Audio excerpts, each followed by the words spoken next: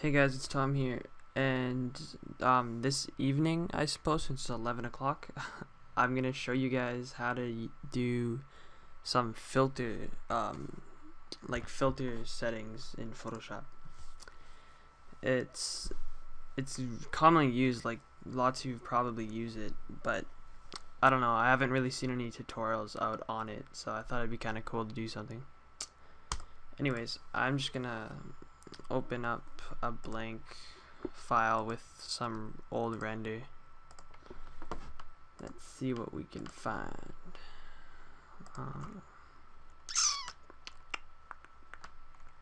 Something nice. I think I actually have a nice deer one somewhere. Okay, that'll do. Alright. So for you, those of you who don't use filter options, I guess, filter effects, it's up here on your toolbar besides select. It's called filter, and there's actually quite a few different things you can do. There's, as you can see, blur, distort, noise, pixelate, render, sharpen, stylize video, you know. And what I like to use, if you go to blur and go to Gaussian blur, I believe it's called, something like that, it actually makes a really nice look on it, and I'm not too sure why. Oh, awkward. Okay, so Gaussian blur, and I like to put mine on upwards of like 4. Gives it like a really nice look.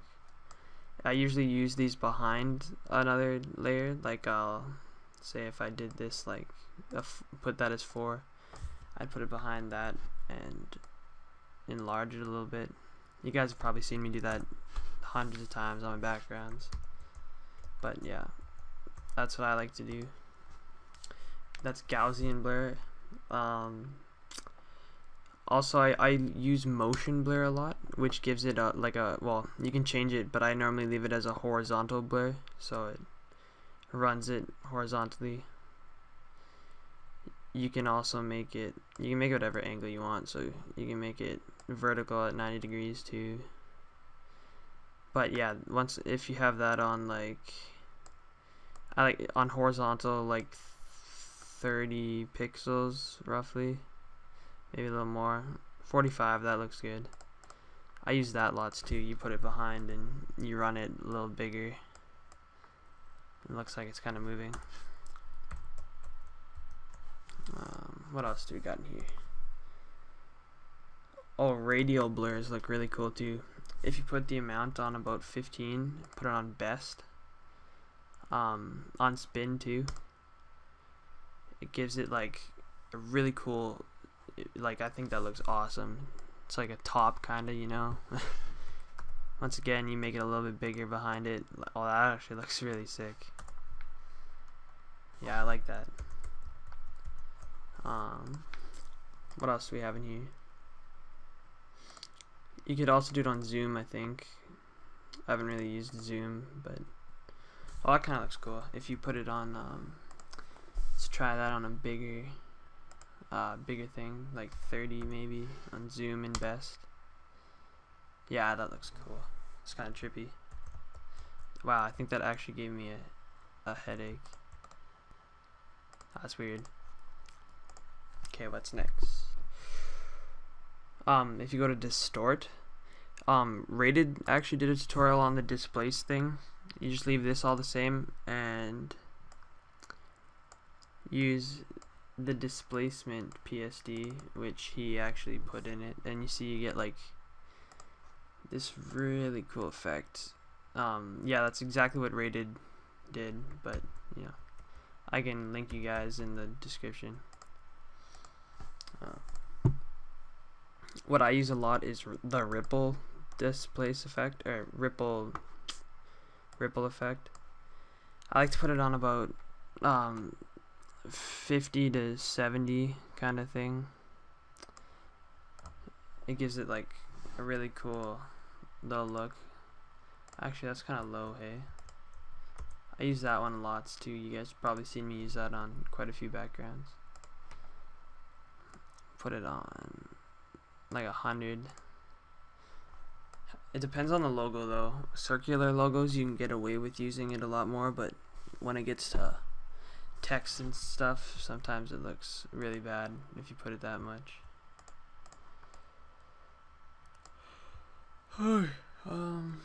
Let's see what else. I'm like falling asleep here.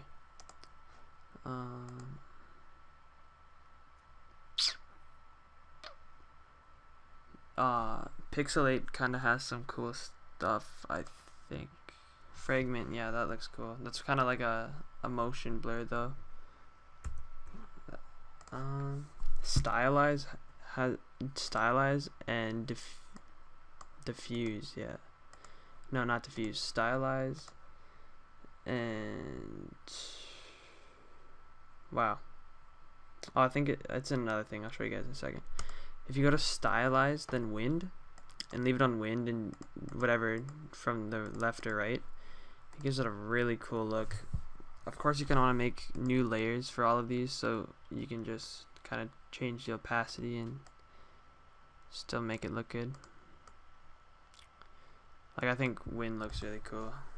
It's like blowing away, so you know.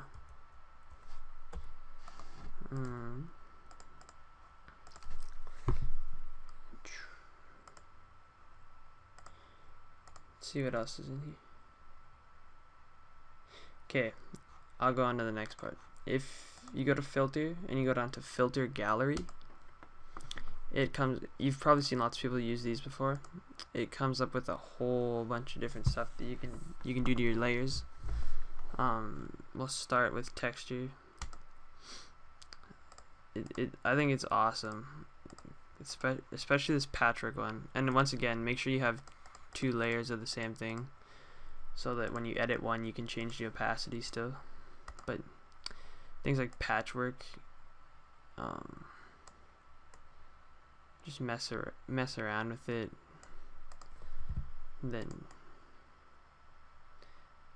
I think it looks really cool.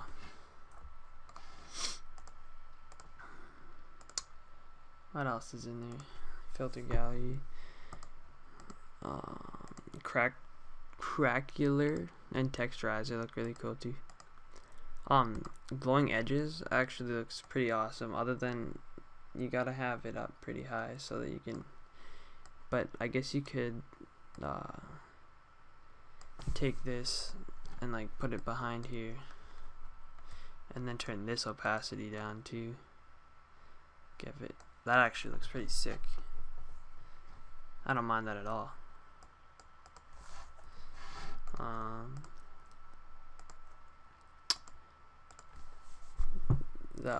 Go to sketch. Sketch is kind of not as nice just because of how dark everything is. Water paper has a cool effect though. I think this render is kind of bad for everything I'm trying to show you guys though, but it still looks good. Like, that actually looks pretty good. That's fiber length 17, brightness 69, and contrast 74. That looks actually really nice. In distort, ocean ripple is like a really intense ripple, but if you have the ripple size up lots and the magnitude down more, like 15 ripple size and 5 magnitude, it actually looks pretty nice. There's glass actually looks really good too, but once again on like a lower, the distortion down to just like 1 to 3 kind of thing. Scaling on like about 80, frosted texture, that looks cool. Brush strokes, crosshatch actually can look really good. That looks so cool. I love brush strokes just because it looks like actual painting, I guess. crosshatch, you put your stroke length on 47, sharpness 13, and strength 1. That looks really good too. I would actually use that just straight up on a background. I don't even know if I would need to put it double or duplicate. Actually, that looks kind of cool too.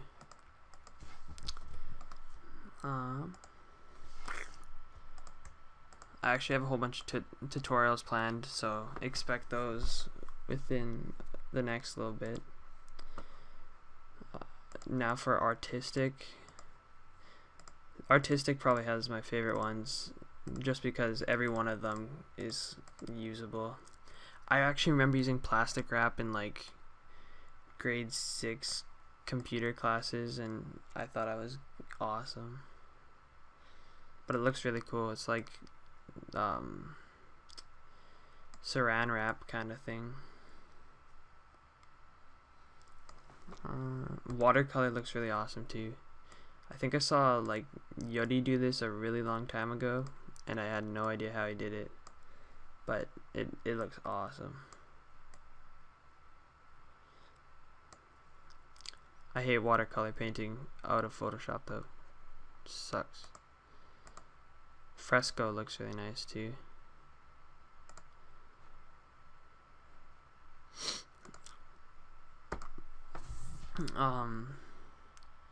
Anyways, that's a really long tutorial. Shit.